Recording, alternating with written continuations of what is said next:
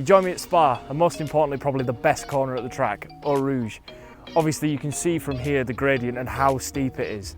We come down here racking on some mega speed, try and get as close to the wall on the right hand side, and then from there the roller coaster starts. Attack all the curb as you can see, and then just make it up to the top.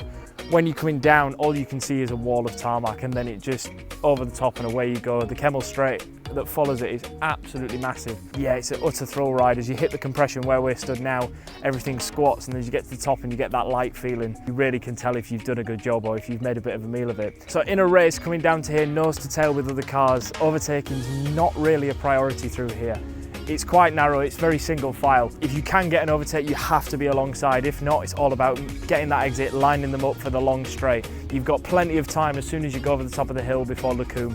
So it's all about lining the overtake up here. Obviously it's been famous from Formula 1 and all walks of racing. It used to be a lot tougher.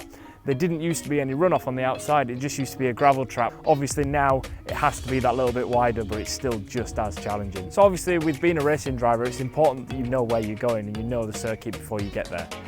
UK circuits is quite easy. We can go on test days, we can turn up, you know, everything's relatively on the doorstep. But Spa, obviously being in Belgium, it is quite a long distance away, so testing is not that readily available. Obviously I've driven this track before, previous championships, previous years, but I've never driven it in this year's car in the Aston mine. But yeah, being in Spa, it's a bit of a holiday, but holiday with a difference. So Spa's my favourite racetrack. Comment below and tell me what yours is.